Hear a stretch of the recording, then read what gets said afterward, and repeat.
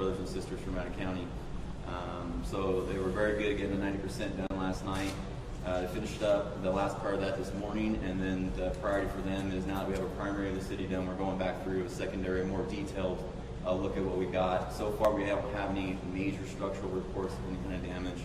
We have a couple mobile homes that have been displaced, knocked off their foundation a little bit, but nothing serious. We haven't had any serious injuries of any type, and no firefighters or first responders sustained any injuries.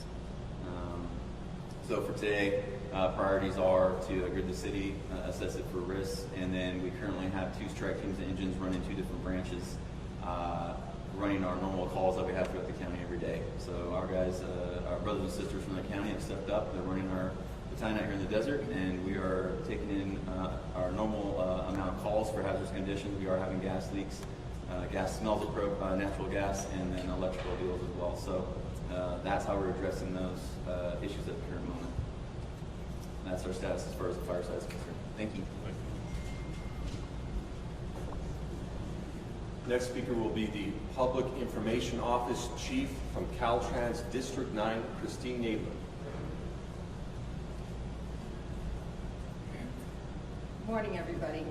First of all, Caltrans would like to extend our heartfelt concern for all the families affected by these earthquakes, including our own, who have many homes in the area as well. At this time, all roads are open throughout the area. 2 sections of State Route 178 were most affected, a 500-foot stretch 6 miles east of the San Bernardino-Kern County border, and a 150-foot section that would be 8.5 miles east of the Kern County border. Rockfall has been cleared from State Routes 190, 178 west, 178 east, and State Route 127 as well. Caltrans Inyo-Kern and Independence maintenance crews worked through the night to patch State Route 178 east at the location damaged by the 7.1 magnitude quake. Road conditions on this route are uneven and rough, and we encourage drivers to please proceed slowly throughout the area on all roads through the area as we're still continuing to experience these seismic conditions.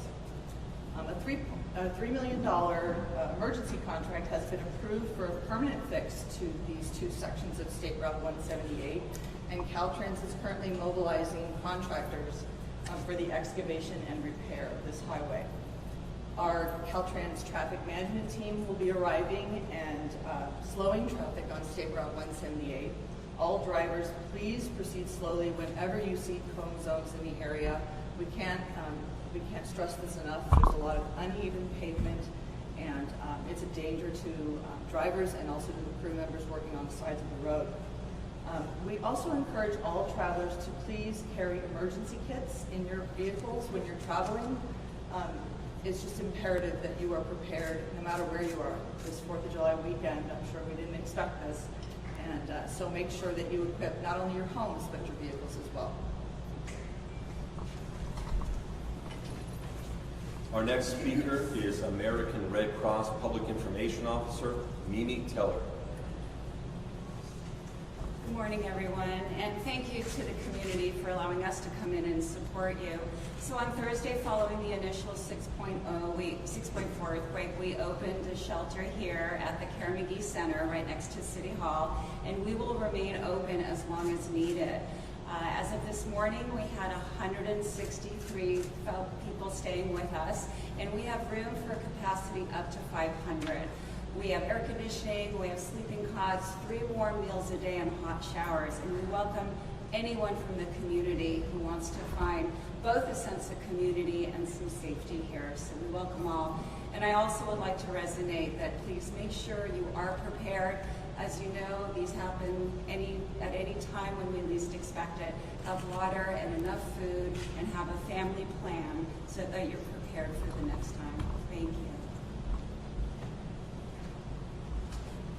Our next speaker is City of Ridgecrest Mayor Reed. Good morning, all. Thank you for being here. Thank you for coming to our city. We invite you to come back at another time when it is not one of these stressful things. We want you to come back and see what a beautiful community we have, what a fine city we have, and what wonderful people we have. We did last night have some bad people come into this community and try to take things away from some of our business owners. I asked all the residents, if you see something, record it, say something.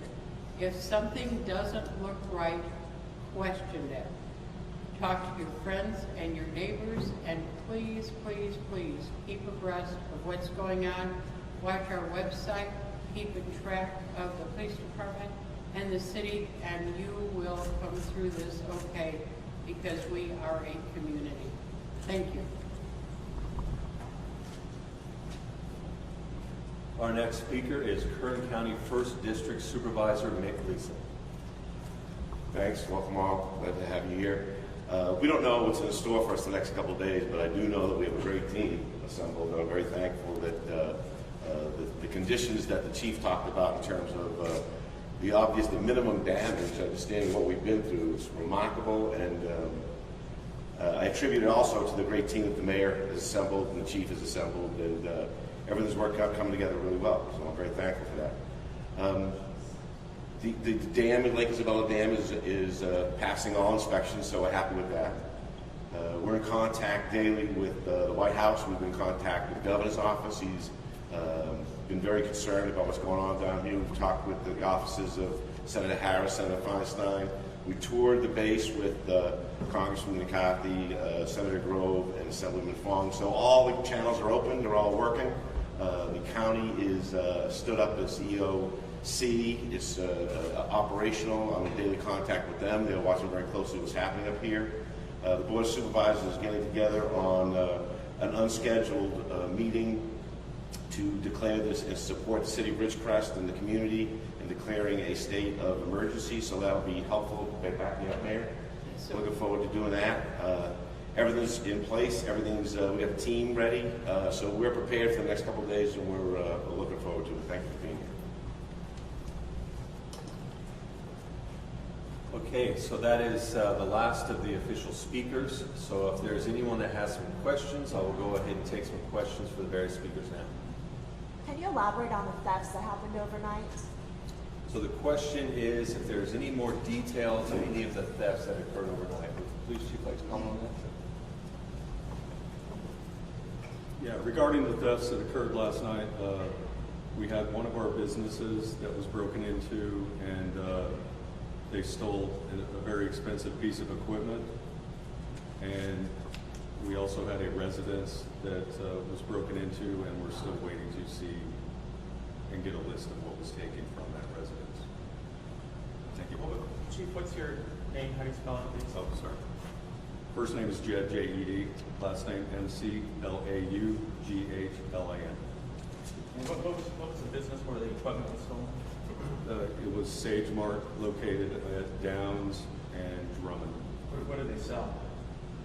It's a convenience store. Okay, any additional questions? Mayor, Yeah, sure. Can you talk about the aqueducts and dams and the specifically infrastructure in that area, if anything's been compromised? So the question is about local infrastructure as to whether or not that was compromised or not. Potentially, you got word through any of the USAR? Nothing here locally, no. And as far as the report of the dam is fine, so negative. Negative. Next question. What do you call some of the residents who are living or staying in RVs on the street? They're afraid to go in their house. We don't know what's going to happen. How we deal with that long term, 3 or 5 days out? Want to comment on that from the cross shelter standpoint? So the question was, what advice do we have for people who are afraid to go back into their homes and staying in their RVs? You know, we can't tell them what to do, and we understand that a lot of people are very afraid to go indoors. We do have a very safe shelter here. It has been inspected immediately following the 7.1 earthquake yesterday, so it is a sound building, and it's safe and comfortable, and we encourage anyone who might be afraid to go home to join us here. And if they do have pets, we are permitting small family domestic pets as long as they come in a crate, and bring your own food. Thank you. Ma'am, could you say and spell your name, please? And if people want to help, people in the public want to help, how can they do that? So We're going to get name and spelling afterwards, if you don't mind. But we do have an additional question about what individuals can do to support. We have received word to answer that question that for right now, monetary donations are preferred. Rather than flooding this and causing a secondary incident from oversupplying this community with something that they're not ready to distribute, monetary donations at this time only. Next question, sir, the red shirt. Preliminary inspection of building safety throughout the city. Have we had any additional buildings, either residential or commercial, in yellow tag, red tag, one of those figures? And do you intend, or is there a possibility of bringing in additional inspectors to try to expedite it if people think their home might be compromised, so they don't know who to call? Okay, so the question is twofold. What are maybe some of the statistics of the types of damages, minor or major, throughout the community? And are additional building inspectors coming in to facilitate more expedited inspection of the homes? And I think the chief of the police would like to speak on that. Yes, we already have brought in other inspectors to help our inspectors with residential and commercial. And if somebody wants their building inspected, whether house or commercial building, they can contact the police department and we will schedule that and try to get those inspectors out. If we do need more, we will go through Cal OES and request more. No updates or no additional red tags or yellow tags at this point? We have our code enforcement out there as well. Obviously the burned buildings, those will be red tagged, and I do not have numbers yet as of right now for those red tag buildings. Where can people Okay, one more donate? question. Where can people donate if they want to help out? To the Red Cross, or where would they go? So we have a question about where people can send their donations to. Would the Red Cross like to direct individuals to that? Yes, thank you. Anyone can go to the Red Cross website, which is redcross.org, and there are links there to donate. And as mentioned, cash donations really are the best right now, so we can disseminate them as the need is required. And the spelling is M-I-M-I-T-E-L-L-E-R, Mimi Teller. Question here in the Can you middle. talk about the illegal activity? Was it break-ins or what happened last night? Can you give more details? Somebody robbed? So we're asking for more details about And the also, sorry, if anyone was arrested? more details about the break-ins, which we've covered. That's going to be a breakout afterwards because now we're starting to get repetitive. Any questions about something we haven't covered yet? Yes. Now, about how many quake-related medical aids did you respond to, and what types of injuries did you treat? So the question posed now is what types and how many medical emergencies arose from the earthquake, and what was that response? And do we have fire can speak on that? We don't have exact numbers, but as far as injuries, they were very minor. We're talking like cuts and bruises, and nothing major at all. No one even was flown out. There was precaution measures taking place by EMS to evacuate some more critical patients, which was already being done from the hospital anyway, so that was already in play.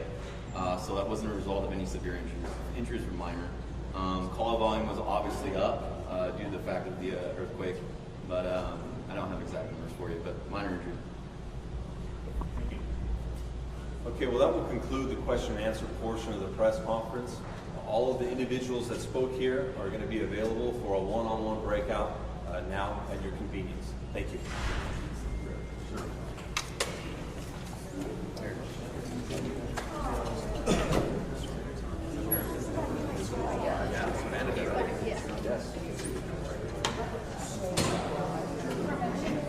Josh, is there anybody you want to interview? Grab me first, so